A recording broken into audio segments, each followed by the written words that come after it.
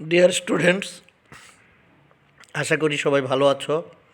আমি আজকে তোমরা যারা 9-10-এ পড়াশোনা করো তাদের যে সেকেন্ড চ্যাপ্টারটা স্টেটস অফ ম্যাটার, এই চ্যাপ্টারের উপর দ্বিতীয় লেকচারটা দিচ্ছি। এই লেকচারের টপিক হচ্ছে ডিফিউশন অ্যান্ড ইফিউশন। প্রথমে আমরা আসো ডিফিউশন কি সেটা আগে দেখে নেই। Diffusion is A physical process, এটা কোনো কেমিক্যাল রিয়াকশন নয়। দেখো এখানে আমি লিখেছি, দেখো এটা spontaneous and uniform dispersion of solid, liquid or gaseous substance in any medium is called diffusion. কোনো মিডিয়ামে যদি একটা সলিড সাবস্ট্যান্স বা একটা লিকুইড সাবস্ট্যান্স বা gaseous substance spontaneously spread out করে এবং ইউনিফর্মলি স্প্রেড আউট করে, তাহলে সেই ফিজিক্যাল প্রসেসটার নাম হচ্ছে ডিফিউশন। এখন স্পন্টানিয়াস কথাটার মানেটা হচ্ছে যে উইদাউট এনি ইনফ্লুয়েন্স যদি ঘটনাটা ঘটে তাহলে সেটাকে আমরা বলি স্পন্টানিয়াস। আর ইউনিফর্ম মানে হচ্ছে সব জায়গায় একই রকম হবে, সব জায়গায় একই রকম হবে। কতগুলো এক্সাম্পলের মাধ্যমে আমি তোমাদের এই বিষয়টা, ডিফিউশনের এই বিষয়টা ক্লিয়ার করার চেষ্টা করছি। যেমন ধরো এখানে এই যে ফিগারটা দেখতে পাচ্ছ, এটাকে মেজারিং সিলিন্ডার বলা হয়। মেজারিং সিলিন্ডার, কেমিস্ট্রি ল্যাবরেটরিতে এটা অ্যাভেলেবল। মেজারিং সিলিন্ডারে তলার মধ্যে at the bottom of the measuring cylinder we have kept some potassium permanganate crystal. Potassium permanganate crystal, it is a pink colour substance. এখন এই পটাশিয়াম পারম্যাঙ্গানেট ক্রিস্টালটা বটমের মধ্যে রেখে we have added some amount of water slowly here carefully। খুব সাবধানের সাথে আমরা এখানে কিছু পরিমাণ পানি ঢেলে দিলাম, এই পর্যন্ত ফিল আপ করে দিলাম। ফিল আপ করে দিলে এইটাকে ঢেকে রাখলাম। এরপরে আমরা এখানে কোনো ধরনের স্টায়ারিং করলাম না, কোনো ধরনের হিটিং করলাম না, এটাকে জাস্ট রেখে দিলাম। এরপরে আমরা ওয়েট করতে থাকলাম। কিছুক্ষণ পর আমরা খেয়াল করব যে নিচে যে পটাশিয়াম পারম্যাঙ্গানেট ক্রিস্টালগুলো ছিল সেটার পরিমাণটা, অ্যামাউন্টটা একটুখানি কমে গেছে এবং যে ওয়াটারটা আমরা অ্যাড করেছি, পানিটা অ্যাড করেছি, এটার আগের মতো কালারলেস নাই। It has got light pink colour. এরপরে আরও বেশ কিছুক্ষণ অপেক্ষা করার পরে একসময় আমরা দেখতে পাবো যে এই পটাশিয়াম পারম্যাঙ্গানেট ক্রিস্টালগুলোকে নিচে আর দেখা যাচ্ছে না এবং এই মেজারিং সিলিন্ডারের পুরাটা সলিউশন একই রকম কালার অ্যাটেন করেছে এবং সব জায়গায় একই রকম ডেন্স, কালারের ডেন্সিটিটা নিচে যেরকম উপরেও সেরকম, এর কোথাও কোনো ডিফারেন্স নাই। তাহলে এই যে এখানে আমি পটাশিয়াম পারম্যাঙ্গানেট ক্রিস্টালগুলো দিলাম, সেগুলো কোনো স্টায়ারিং বা কোনো হিটিং ছাড়াই যে এই যে সম্পূর্ণ পানির মধ্যে স্প্রেড আউট করলো, ছড়িয়ে পড়লো এবং সব জায়গায় একই ডেন্সিটিতে ছড়ায় পড়লো বা একই কনসেন্ট্রেশনে ছড়ায় পড়লো, এই ঘটনাটার নামই হচ্ছে ডিফিউশন। তার মানে ডিফিউশন কী জিনিস আবার একটু দেখো এখানে ডেফিনেশনটা। Spontaneous and uniform dispersion. Dispersion মানে স্প্রেড আউট করা, ছড়িয়ে পড়া। Spontaneous and uniform dispersion of solid, liquid or gaseous substance in any medium is called diffusion. তাহলে এখানে আমার পটাশিয়াম পারম্যাঙ্গানেট এই যে সলিড সাবস্ট্যান্স, এটা লিকুইড মিডিয়াম ওয়াটারের মধ্যে স্পন্টানিয়াসলি এবং ইউনিফর্মলি স্প্রেড আউট করেছে বা ছড়িয়ে পড়েছে। সো এটাকে আমরা, এই ফিজিক্যাল প্রসেসটাকে আমরা বলবো ডিফিউশন। আমি আরেকটা এক্সাম্পল তোমাদের দেখাই। এটাকে বিকার বলা হয়। ইট is also available in chemistry laboratory. এই বিকারের মধ্যে আমরা কিছু পরিমাণ পানি নিলাম, নেওয়ার পরে উপর থেকে একটা ফাউন্টেন পেন থেকে কিছু পরিমাণ 1 ড্রপ বা 2 ড্রপ কালি এখানে আমি ছেড়ে দিলাম। ইঙ্ক এখানে ছেড়ে দিলাম। ছেড়ে দেওয়ার প্রথমে তুমি এরকম একটা ভিউ পাইবে, কালিটা দেখা যাবে, হ্যাঁ, এখানে অল্প একটু জায়গার মধ্যে এটা স্প্রেড আউট করা অবস্থায় দেখা যাবে। এরপরে তোমাকে কোনো স্টায়ারিং করতে হবে না, হিটিং করতে হবে না, প্রেশার দিতে হবে না, অপেক্ষা করতে হবে। ওয়েট করতে করতে একটা সময় দেখা যাবে যে এই যে ইঙ্কটা এটা আস্তে আস্তে কালারটা হালকা হচ্ছে এবং এটা স্প্রেড আউট করছে। এবং বেশ কিছুক্ষণ পরে তুমি যদি খেয়াল করো তাহলে দেখবা যে এটা এক সময় এরকম ইউনিফর্ম হয়ে যাবে, সব জায়গায় এরকমভাবে কালিটা ইউনিফর্মলি স্প্রেড আউট করে যাবে। তাহলে যেহেতু এই ইঙ্কটাকে আমরা কোনো স্টায়ারিং করি নাই বা হিট দিই নাই, কিন্তু স্পন্টানিয়াসলি নিজে নিজেই সম্পূর্ণ বিকারের মধ্যে স্প্রেড আউট করেছে, ইট is also an example of diffusion. এটাও একটা ডিফিউশনের এক্সাম্পল। আরেকটা এক্সাম্পল দেখো, আমরা আমাদের ঘরে বা ড্রয়িং রুমে যদি এক কোণার মধ্যে একটা মানে বাকেট অফ রোজ যদি রেখে দিই, তাহলে সেই যে গোলাপ ফুল সেটার সুগন্ধটা সারা ঘরের মধ্যেই আমরা পাই। শুধু ওই যেখানে রাখা আছে ওখানে গিয়ে তোমাকে ফ্লেভারটা নিতে হয় না, ঘরের যে কোনো জায়গায় বসেই তুমি এই ফ্লেভারটা পাচ্ছ।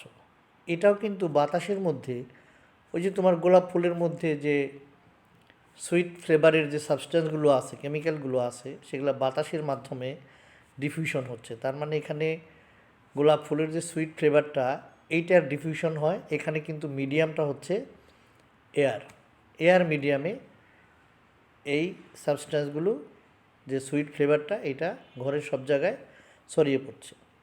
কাজে আমরা ডিফিউশনকে একটা ফিজিক্যাল প্রসেস বলছি, যে ফিজিক্যাল প্রসেসে যে কোনো একটা substance, that may B A solid, that may B a liquid, or that may B A gas, solid কোনো একটা মিডিয়ামে, লিকুইড বা গ্যাসিয়াস মিডিয়ামে ইউনিফর্মলি এবং স্পন্টানিয়াসলি স্প্রেড হওয়ার করে। This process is known as diffusion. আশা করি তোমরা বুঝতে পেরেছ। এখন আমরা শিখব rate of diffusion. Rate of diffusion বলতে আসলে কী বোঝায়? এই যে একটা সাবস্ট্যান্স একটা মিডিয়ামের মধ্যে ডিফিউজ করছে, এই ডিফিউশনটা হতে সে কী পরিমাণ সময় নিল, এই বিষয়টাকে আমরা রেট অফ ডিফিউশনের মাধ্যমে প্রকাশ করি, এক্সপ্রেস করি। If the substance takes more time to diffuse, then the rate of diffusion is low, but if the substance takes less time to diffuse, then we say that the rate of diffusion is high.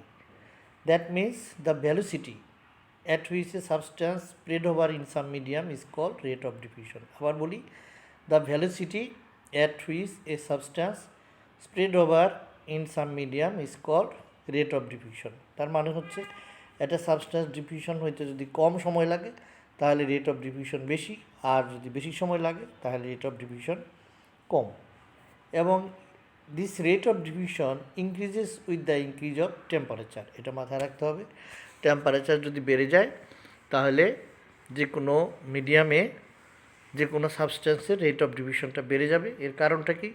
Temperature বেড়ে যাওয়া মানে হচ্ছে মিডিয়ামের যে পার্টিকেলগুলো আছে, atom মলিকুলগুলো আছে, সেগুলোর kinetic energy বেড়ে যাবে এবং তাদের স্পিড বা ভ্যালোসিটি অফ মুভমেন্ট এটাও বেড়ে যাবে। এই জন্য রেট অফ ডিফিউশনটাও বেড়ে যাবে। এখন রেট অফ ডিফিউশনের সাথে যে সাবস্ট্যান্সটা ডিফিউজ করবে তার মলিকুলার ম্যাসের একটা রিলেশন আছে। সেই রিলেশনটা আমি এখানে লিখেছি, দেখো।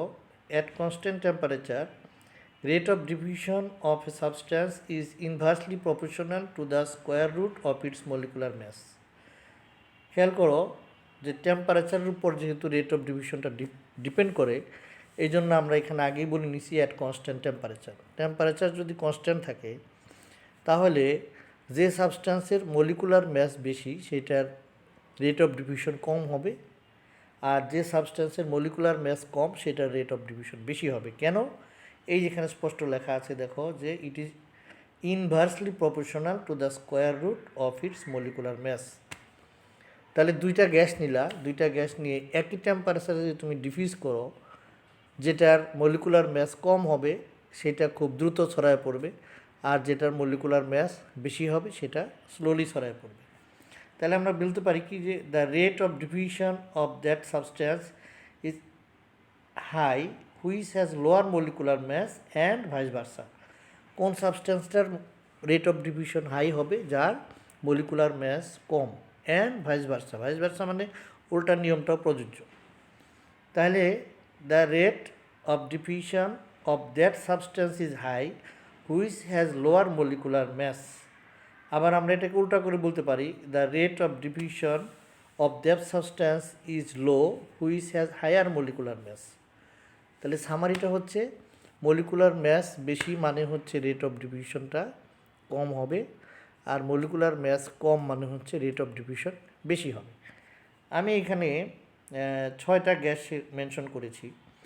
এখানে কার রেট অফ ডিফিউশন বেশি হবে, কার রেট অফ ডিফিউশন কম হবে, সেটা আমরা তাদের মলিকুলার ম্যাস বের করলেই বলে দিতে পারবো, যদি একই টেম্পারেচারে ডিফিউশন ঘটানো হয়।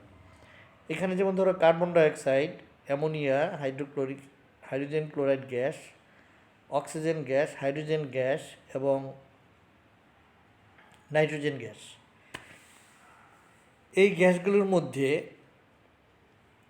কার্বন ডাইঅক্সাইডের মলিকুলার ম্যাস হচ্ছে 44। কিভাবে এটা বের করে? এটা বের করার উপায়টা খুব সহজ।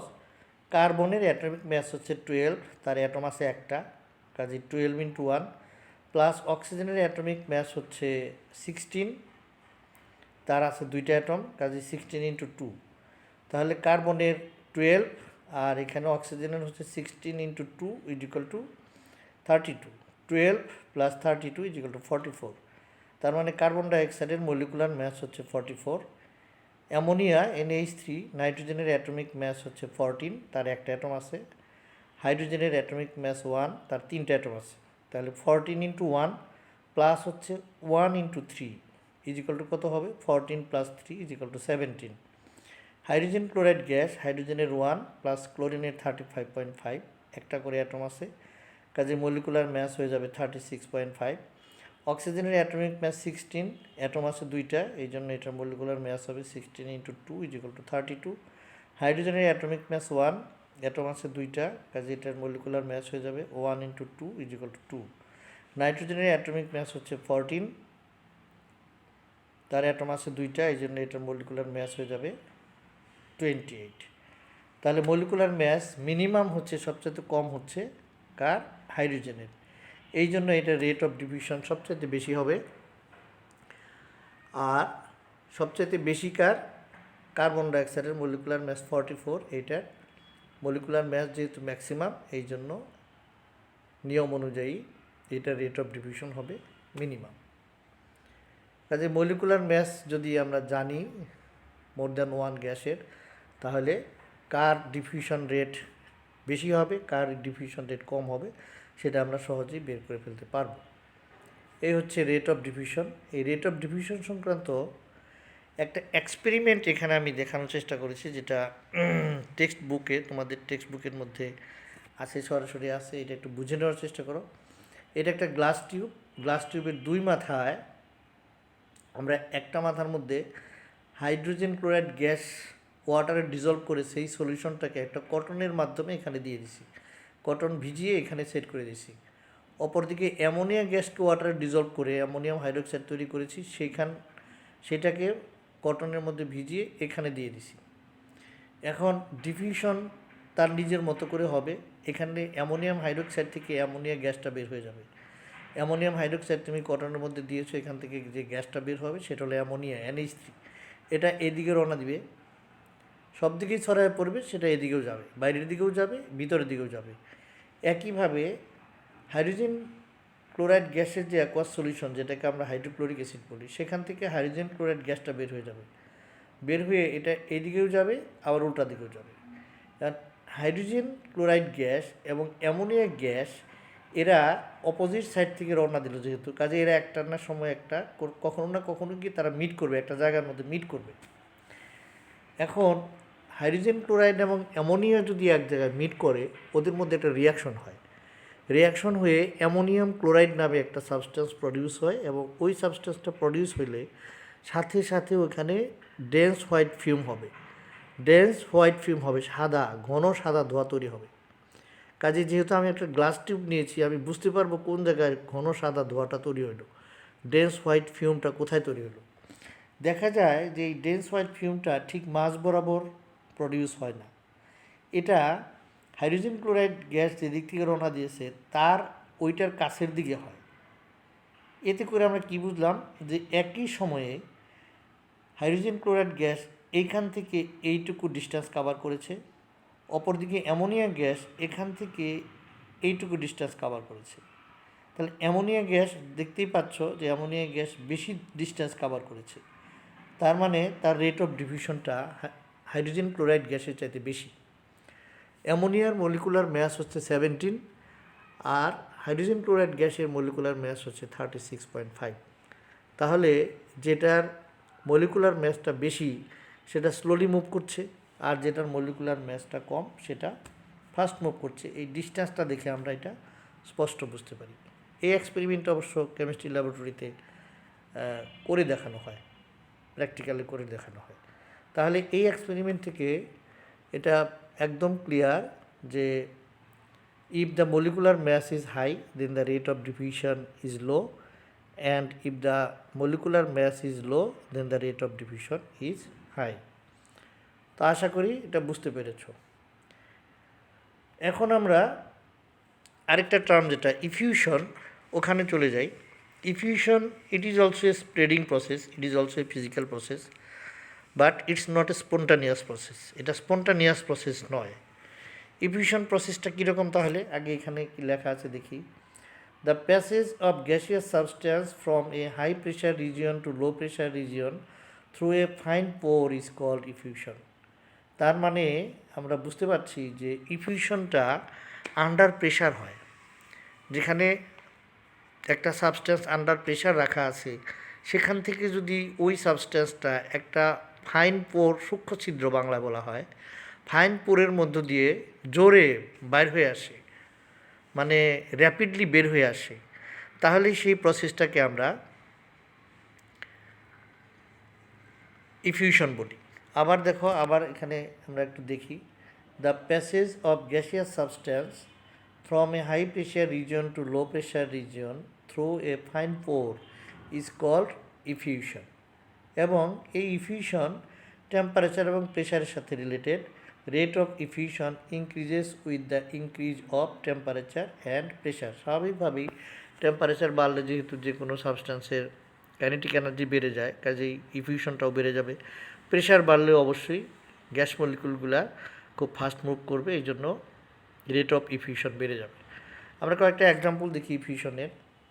দেখো, এই যে ধরো বার্থডে বেলুন বা কোনো ফেস্টিভ্যালে ডেকোরেশনের জন্য যে বেলুন ইউজ করা হয়, শুরুর দিকে যে সাইজটা থাকে, 1-2 দিন পরে দেখবা যে ওই বেলুনটা কিছুটা কমপ্রেসড হয়ে গেছে, চুপসে হয়ে গেছে। তার মানে ওই বেলুনের মধ্যে যে ফাইন পোর থাকে, ভিতরে তো হাই প্রেশারে গ্যাস ঢুকানো আছে, এই গ্যাসটা ওই ফাইন পোর দিয়ে ধীরে ধীরে বের হয়ে আসে, এই জন্য ওটা ছোট হয়ে যায়। এই যে আন্ডার প্রেশার ফাইন পোর দিয়ে গ্যাসটা বের হয়ে আসলো, এটাকে আমরা ডিফিউশন বলতে পারবো না, কারণ এটা কোনো স্পন্টানিয়াস প্রসেস নয়, এটা আন্ডার প্রেশার ঘটছে। এই জন্য এটাকে আমরা ডিফিউশন না বললে এটাকে বলবো ইফিউশন। আমি আরও এক্সাম্পল দিচ্ছি। ধর এখানে সিলিন্ডার দেখতে পাচ্ছ, এই যে বড় সিলিন্ডারগুলো সিএনজি আমরা গাড়ির মধ্যে ইউজ করে থাকি। কমপ্রেসড ন্যাচারাল গ্যাস, এই কমপ্রেসড ন্যাচারাল গ্যাসের মাউথটা যদি ওপেন করে দেওয়া হয়, তাহলে এখান থেকে বা কোনোভাবে যদি লিকেজ হয়, এখান থেকে খুব দ্রুত শব্দ করে সাউন্ড করে গ্যাস বের হয়ে আসতে থাকে, খুব দ্রুত বের হয়ে আসে। এটা একটা ইফিউশন প্রসেস। আবার ধরো আমরা বাসা বাড়িতে এলপিজি যেটা ইউজ করি, গ্যাস সিলিন্ডার, আমরা হাউস হোল্ড কুকিংয়ে যেটা ইউজ করি, সেইখানে যদি আমি এখানে রেগুলেটরটা ওপেন করে দিই, এখান থেকে দ্রুত গ্যাস বের হয়ে আসে এবং ওই গ্যাসকে আমরা চুলার মধ্যে নিয়ে আমরা গ্যাস বার্নিং করে রান্নাবান্না করি। আবার ধরো কোনো একটা স্প্রে করার জিনিস, অ্যারোসল মনে করো, আমি এখানে প্রেশার দিলাম, প্রেশার দিলে ওইখানে যে পোর্টটা থাকে ওইটা ওপেন হয়ে গেল, ওপেন হয়ে যাওয়ার কারণে ভিতরে প্রচণ্ড চাপে গ্যাস রাখা আছে, ওটা কিন্তু খুব দ্রুত বের হয়ে আসে। এগুলো হচ্ছে ইফিউশন। তাহলে ইফিউশন প্রসেসটা সবসময় আন্ডার প্রেশার হচ্ছে, এটা আমাদের মাথায় রাখতে হবে। একটা এক্সাম্পল দিই এখানে, একটা স্পেশাল এক্সাম্পল। ধরো তুমি তোমার ঘরের এক কোণে একটা পাকা কাঁঠাল রেখে দিছো, এই পাকা কাঁঠালের ফ্লেভার তুমি সারা বাসার মধ্যে থেকেই পাও। এখানে কিন্তু দুটা ঘটনা ঘটে। একটা ঘটনা হচ্ছে যে পাকা কাঁঠালের ভিতরে যে কোষগুলো আছে, যেটা আমরা খাই, সেখান থেকে একটা সুইট ফ্লেভার তৈরি হয়। ওই সুইট ফ্লেভারটা গ্যাস ফর্মে এসে এই যে কাঁঠালের জ্যাকফ্রুটের স্কিনের নিচে জমা হয়। স্কিনের নিচে জমা হওয়ার কারণে ভিতরে একটা প্রেশার ক্রিয়েট হয়। ওই প্রেশারে এই স্কিনের মধ্যে যে ফাইন পোরগুলো আছে, জ্যাকফ্রুটের যে স্কিনগুলা, এইগুলোর মধ্যে ফাইন পোর থাকে। ওই ফাইন পোর দিয়ে এটা বাইরে বের হয়ে আসে আন্ডার প্রেশার। বাইরে বের হয়ে আসার পরে এটা আবার সারা ঘরে এমনি এমনি ছড়ায় যায়, স্পন্টানিয়াসলি ছড়ায় যায় এবং ইউনিফর্মলি ছড়ায় যায়। তাহলে আন্ডার প্রেশার স্কিনের নিচ থেকে যে গ্যাসগুলো বের হয়ে আসলো, এই অংশটাকে, এই ঘটনাটাকে আমরা বলছি ইফিউশন। আর ইফিউশনের পরে এটা যখন সারা ঘরে ছড়ায় পড়ছে এই ফ্লেভারটা, তখন এটাকে আমরা বলছি ডিফিউশন। তার মানে ইফিউশন হয়ে আন্ডার হাই প্রেশার একটা সাবস্ট্যান্স বাইরে বের হবে, তারপরে ডিফিউশনের মাধ্যমে এটা সব জায়গায় ছড়ায় যাবে। দুইটা ঘটনা এখানে কিন্তু একসাথে ঘটবে। মানে ইফিউশন যদি হয় তাহলে তার পরবর্তীতে অবশ্যই ওইটা ডিফিউশনের মাধ্যমে সব জায়গায় ছড়ায় পড়বে। ইফিউশন হলেই ওখানে ডিফিউশন হবে।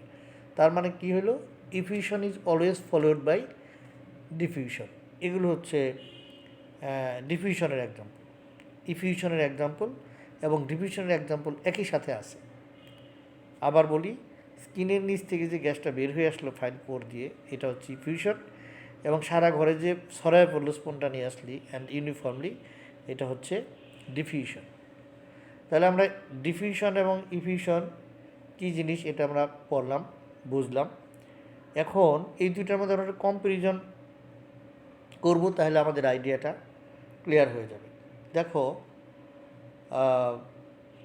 ডিফিউশনের বেলা আমরা কি বলতে পারছি, spontaneous dispersion occurs, no pressure needed, কোনো প্রেশার প্রয়োজন নাই।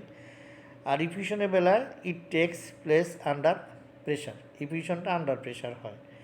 Number 2, substance splits from high concentration to low concentration. আমরা যখন কোনো সলিউশন তৈরি করি, সলিউশনের যে সলিউটটা, ওটা যেখানে কনসেন্ট্রেশন বেশি আছে সেখান থেকে ডিফিউশনের মাধ্যমে যেখানে কনসেন্ট্রেশন কম আছে সেই দিকে স্প্রেড আউট করে, সেই দিকে ছড়িয়ে পড়ে। আর ইফিউশনের বেলা কী হয়, substance spreads from high pressure region to low pressure region. High pressure যেখানে আছে সেখান থেকে লো প্রেশার রিজনের দিকে বেরিয়ে আসে। যেমন গ্যাস সিলিন্ডারের কথা বললাম, গ্যাস সিলিন্ডারের ভিতরে প্রেশার অত্যন্ত বেশি এবং বাইরে প্রেশার কম, এই জন্য ভিতর থেকে গ্যাসটা ফাইন পোর দিয়ে বেরোয় আসে। Number 3, solid liquid gaseous substance spreads through sub medium.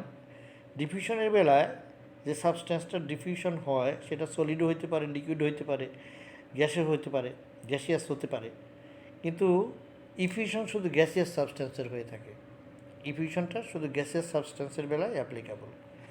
এরপরে diffusion is a slow process, এটা যেহেতু কোনো ইনফ্লুয়েন্স ছাড়াই হয়, এই জন্য diffusion is a slow process, slowly হয়। But effusion is a fast process, যেহেতু ইফিউশনটা আন্ডার প্রেশার হয়, এই জন্য এটা একটা fast process. Effusion does not follow diffusion, ইফিউশনের পরে কখনো ডিফিউশন হয় না, কিন্তু effusion is always followed by diffusion. মানে ইফিউশন হলে তারপরে ডিফিউশন হবেই হবে। এই হচ্ছে তোমাদের ডিফিউশন এবং ইফিউশন সংক্রান্ত পড়াশোনা। আশা করি তোমরা বুঝতে পেরেছ। এটার পিডিএফটা আমি ডেসক্রিপশন বক্সে দিয়ে দিব, ডেসক্রিপশন বক্সে অ্যাভেলেবল। আর এই ভিডিওটা ভালো লেগে থাকলে বন্ধুদের সাথে শেয়ার করবা, আর সাবস্ক্রাইব করা না থাকলে সাবস্ক্রাইব করে নিবা, যাতে পরবর্তী ভিডিও দেওয়ার সাথে সাথে তোমার কাছে নোটিফিকেশন চলে যায়, তুমি ভিডিওটা দেখতে পারো। তো সবাই ভালো থেকো। Thank you very much for watching.